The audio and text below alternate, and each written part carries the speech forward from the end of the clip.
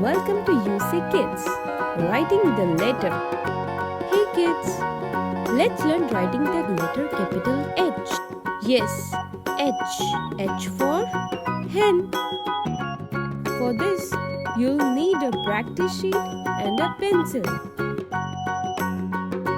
To draw a capital H, first we will draw a standing line, then go halfway and draw a sleeping line.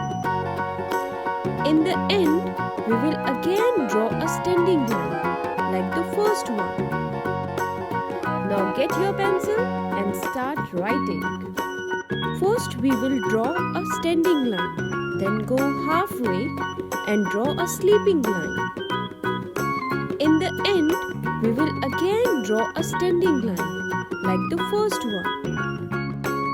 Now let's draw it one more time. Standing line, sleeping line, standing line. Great job! Keep practicing.